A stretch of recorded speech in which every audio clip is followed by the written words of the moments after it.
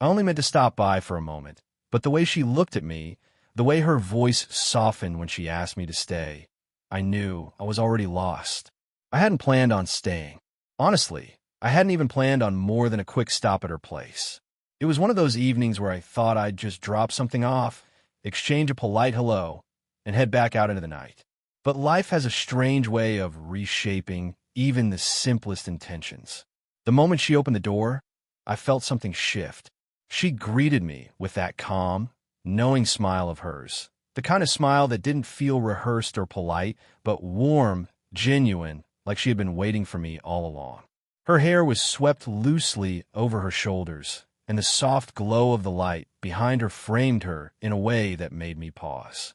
Just for a second, I forgot the reason I was there. Inside, her home carried a kind of quiet charm. Not grand or extravagant, but lived in and warm. The faint scent of fresh coffee lingered in the air, mixing with something floral. Maybe her perfume, maybe just the way her presence filled a room. My first instinct was to keep standing near the doorway, not to intrude. But she insisted with a gentle firmness, "Don't just stand there. Come in." I told myself I'd only stay a minute. That was the bargain I made silently with myself. Just a moment. But the way she moved through her space, effortlessly, like she was both host and friend, disarmed me. She didn't rush. She didn't push. She just made it seem natural that I belonged there, at least for a little while. "There, coffee?" she asked, already walking toward the kitchen. Her voice carried a steadiness, but also a softness that made me hesitate to say no. I found myself nodding, and before I realized it, I was sitting at her dining table. I noticed the small details, the faint scratches on the wood, probably from years of use, the framed photographs along the wall that told quiet stories I didn't know yet, the flicker of a candle she must have lit earlier.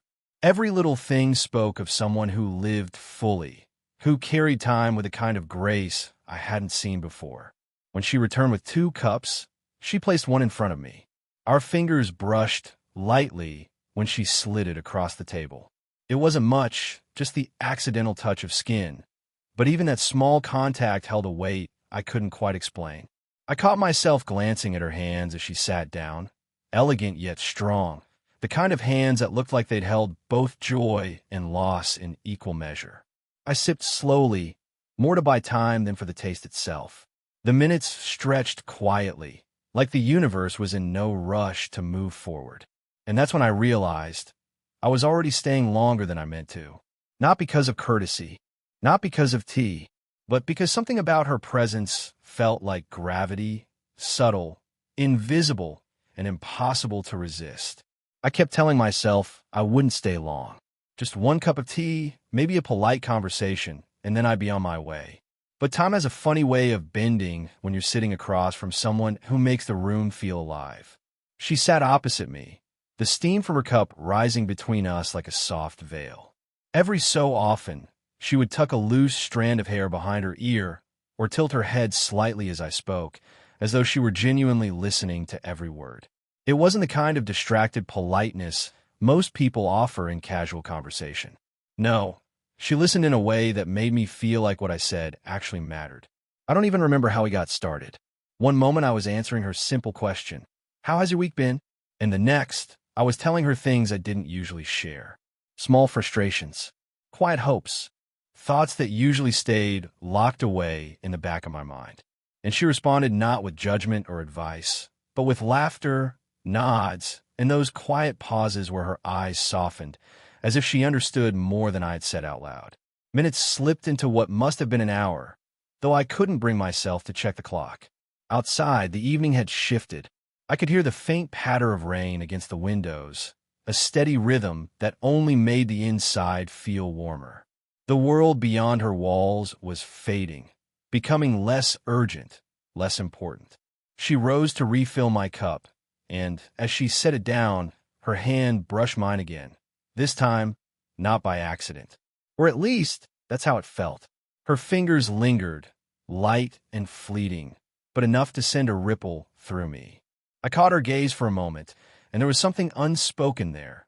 Not bold, not loud, just present. The conversation drifted to lighter things. She told me stories about places she had traveled and people she had known, her words colored with a quiet nostalgia. I found myself watching her more than listening. The way her lips curved when she smiled, the way her eyes lit when she spoke about something that moved her. It was in those small details that I felt myself being pulled deeper into her world. At one point, we both laughed, really laughed, at some silly remark I made, and the sound of it seemed to fill the whole room. When it faded, there was a silence, but not the awkward kind. It was the kind of silence that feels safe, like two people sitting at the edge of something they don't want to name yet. I realized then that time was no longer mine to measure. The minutes weren't mine to keep track of, because in her presence, it didn't feel like time was passing at all. It felt like it had stopped, holding its breath, waiting for something neither of us was ready to admit. By then, the rain outside had grown heavier, drumming softly against the glass, filling the room with a steady rhythm. The world beyond her windows had dissolved into shadows and silver streaks, but inside, the glow of the lamps wrapped everything in a gentle hush. It was strange, almost too quiet, yet not uncomfortable. It was the kind of silence that waits, expectant, like it knows something is about to happen. I sat across from her, my fingers loosely wrapped around the warm ceramic of my cup. She wasn't speaking, neither was I, and yet, in that space between words, I felt more aware of her than I had all evening. The way she leaned back just slightly, her hand resting on the table. The way her eyes, soft, brown, steady, lifted toward me, catching mine. I should have looked away. I told myself I would, but I didn't. Not right away. Her gaze lingered, searching, almost curious. Not bold enough to feel intrusive, but not shy enough to be dismissed as accidental. It was deliberate in its own quiet way, as though she was waiting to see what I would do. My chest tightened, not with fear, but with a strange kind of anticipation. The seconds stretched, and in them, I noticed details I shouldn't have noticed. The faint lines near her eyes that deepened when she smiled, the soft curve of her lips as they pressed together in thought, the way a strand of hair had slipped free and rested gently against her cheek. She didn't move to fix it, and somehow, that tiny imperfection only made her more real. I forced myself to break the moment with a nervous smile, but she didn't let go of my eyes immediately. When she finally did, it was with the faintest smile of her own, one that made me feel as if we had just exchanged something unspoken. We carried on talking, or at least we tried. The conversation kept slipping into pauses. Each time, I thought I should fill the silence, but each pause felt heavier, thicker, almost meaningful. My words stumbled more than once, distracted by the simple fact of her presence.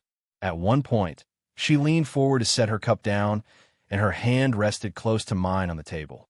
Not touching, not quite, but close enough that I could feel the warmth radiating from her skin. I glanced down, then back up. She caught the motion, and again, her eyes met mine. Longer this time. Softer. There was nothing said, but everything was felt. It was in that moment I realized something had shifted. What had begun as a polite visit, stretched by laughter and conversation, was turning into something else. Something I couldn't name. The room felt smaller now, though nothing had changed. Maybe it was the closeness that was shifting between us, the quiet pull that made the space we shared feel more intimate with every passing minute. She was the one who broke the silence. Not with small talk, not with anything casual, but with something deeper. Her voice lowered, almost hesitant, as though she wasn't sure if she should say it out loud. You know, she began, her fingers lightly tracing the rim of her cup. Sometimes the house feels too quiet, even with the radio on, even with the television playing. There are nights when it doesn't matter what I do, the silence feels heavier. Her eyes stayed down for a moment, as if it was safer to speak to the table than to me. I didn't interrupt. I just listened. And then, slowly, she lifted her gaze, searching mine for judgment or pity, or maybe for understanding. I gave her the only thing I had, honesty. A simple nod, steady eye contact, the quiet assurance that I was there, really there. She exhaled, and in that breath, I could feel a wall beginning to lower. I've been strong for a long time, she continued, her voice steadier now. For everyone else. But strength can get heavy too. And sometimes, I just wish there was someone who saw me, not the version of me I've built for the world. Her words sank into me. I knew that feeling more than I cared to admit. And before I realized it, I was speaking to, not out of obligation, but because something about her honesty made me braver. I get that, I said quietly. More than you know. People think I have it all figured out, that I'm confident, that I know where I'm going. But half the time, I feel like I'm just pretending, like I'm one wrong step away from it all crumbling. The admission hung between us, fragile and unpolished. But instead of recoiling, she leaned into it. Her hand reached across the table, brushing against mine, resting there with a gentleness that felt more steadying than any words. I don't think you're pretending, she whispered. I think you're just human, and maybe that's exactly enough. Her touch wasn't bold, but it carried weight, the warmth of her skin seeping into mine, anchoring me to the moment. I didn't pull away. I didn't want to. It struck me then how rare this was to sit across from someone and feel the layers peel back, not in grand confessions, but in these quiet, vulnerable truths. She had let me see her loneliness. I let her glimpse my doubts. And in that exchange, something deeper had taken root. It wasn't just conversation anymore. It was connection. And it made me realize I wasn't staying because I had to. I was staying because for the first time in a long while I wanted to. At some point, I realized how late it had gotten. The rain outside had softened to a drizzle, and the quiet hum of her house made me suddenly aware of the time slipping by. I glanced at my phone, at the dark window, and felt the familiar tug of responsibility, the voice that told me I should go. I shifted in my chair, half rising as I reached for my coat draped over the back. I should probably head out, I said, my voice lower than I intended, almost uncertain. But before I could stand fully, she spoke. Stay a little longer. It wasn't demanding. It wasn't even a plea. It was soft, almost casual, but there was something in her tone that carried more weight than the words themselves. My hand paused on the sleeve of my coat, and I looked at her. She wasn't smiling, not exactly, but her eyes held me in place. She gave a small shrug, almost playful, as if to soften the moment. It's still raining. And besides, the night feels too short for the kind of conversation we're having. I should have insisted, should have reminded myself of the errands waiting for me, the early morning ahead. But instead, I sat back down, telling myself it was just for a few more minutes. Only, I already knew I wasn't going anywhere yet. She rose to the kitchen, returning with a plate of something simple, crackers, fruit, little pieces of cheese. You can't leave without at least trying these, she said, setting the plate between us. Her fingers brushed against mine again as she handed me one, and this time, the touch felt less accidental. We talked some more, but slower now, quieter. There was no rush to fill the silence. Every pause felt intentional, like we were letting the weight of each word sink in before moving on.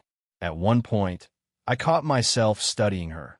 The curve of her shoulders as she leaned forward slightly, the way the light from the lamp softened the features. She noticed my gaze, and for the briefest moment, neither of us looked away. Something passed between us in that silence. Not loud, not spoken, but undeniable. When I tried again to excuse myself, standing this time with more determination, she stepped closer. Not too close, but close enough that I felt the warmth of her presence. Her hand lifted, resting lightly against the sleeve of my arm. Just a little longer, she said softly.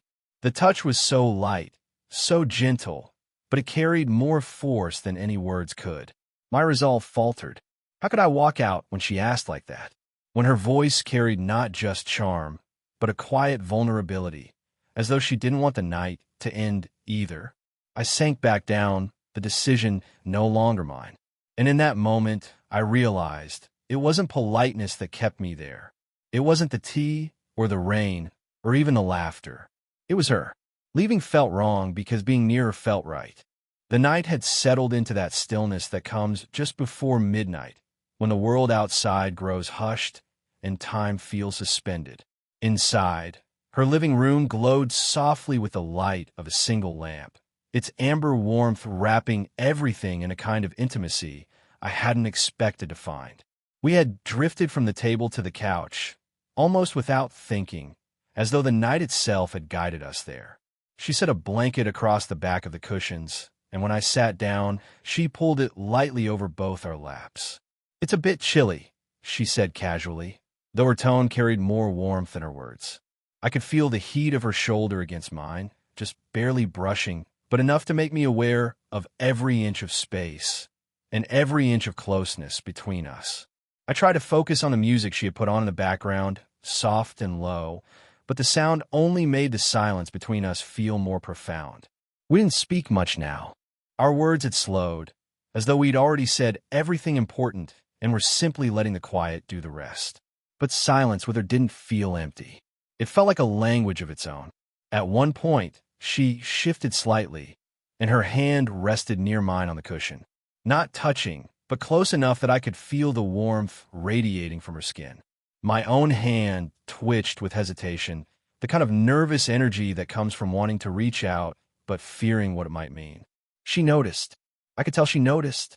Her fingers inched just a little closer, not bold, not obvious, but enough. The space between us narrowed until the back of her hand brushed against mine. It was the faintest touch, lighter than a whisper, but it sent a quiet shiver through me. Neither of us moved away. The weight of that small contact grew until it felt like the room itself revolved around it. Her head tilted slightly, her hair brushing my shoulder as she leaned back against the couch. I could feel the gentle pressure of her presence beside me, her nearness both calming and electrifying at once. I wanted to say something, anything, to break the intensity of it, but words felt clumsy compared to the language of closeness we were speaking. So I stayed quiet, letting the silence carry us deeper. At one point, she let out a soft sigh, the kind that comes when you finally let go of a weight you didn't know you were carrying. Her head tipped slightly, resting against my shoulder, and in that simple, unspoken gesture, the world seemed to stop. Her hair brushed against my cheek, carrying a faint scent of something floral, and I closed my eyes for a moment, memorizing the feeling. The warmth of her head on my shoulder, the quiet rhythm of her breathing, the way the blanket covered us both, as though we'd been placed in the same moment deliberately by something greater than chance. It was the quietest kind of closeness, but it spoke louder than anything either of us could have said. Eventually, the night caught up with us. The clock on the wall ticked softly past midnight, and the rain outside had faded into nothing more than a damp silence. Yet inside, neither of us seemed ready to break the spell that had settled over her living room. Her head still rested lightly on my shoulder, and for a while, I didn't move at all. I just sat there, listening to the faint rhythm of her breathing, feeling the subtle weight of her leaning into me. It was such a simple thing, and yet it felt like the most intimate moment I'd experienced in a long time. But reality has its way of creeping back in. I shifted slightly, glancing toward the window, then back to her. "I really should go," I murmured, though even as I said it, the words felt hollow. She stirred, lifting her head slowly. Her eyes found mine, and for a moment, neither of us spoke. There was something in her expression, a mix of softness and something unspoken, something she didn't quite dare put into words. "You're right," she said quietly. But then her hand brushed against mine again, her fingers lingering there, gentle and warm. I'm glad you stayed." The way she said it, almost in a whisper, made my chest tighten. I nodded, swallowing the words I wanted to say, worried about how it hadn't been her tea, or her stories, or even the rain that had kept me here. It had been her. Always her. She walked me to the door, slow steps, as though each one delayed the inevitable. The air near the entryway was cooler, touched by the dampness of the night outside. I slipped on my coat, my movements heavy, reluctant. When I turned back, she was standing close. Not too close, but close enough that I could feel the warmth radiating from her even in the cool air. She reached for my hand, her fingers curling lightly around mine, holding on just a moment longer than necessary. It wasn't a dramatic gesture. It wasn't rushed or desperate. It was quiet, deliberate, and full of meaning. Her thumb brushed against my knuckles, and her eyes met mine, steady, searching, as if she wanted to memorize me just as much as I was memorizing her. I could have said 100 things in that moment, but all that came out was a soft good night. Good night, she echoed, her voice low, her hand finally letting go. I stepped outside, the cool night air washing over me, but I hardly felt it. All I felt was the ghost of her touch still lingering on my hand, the warmth of her leaning against me, the quiet echo of her voice saying she was glad I had stayed. As I walked away, I realized the truth I had been denying all evening. I hadn't stayed because I was polite. I hadn't stayed because she asked. I had stayed because somewhere between her laughter, her stories, and those long, unbroken glances, I had found something I didn't know I was searching for. And the strangest part was, it didn't feel like an ending. It felt like a beginning.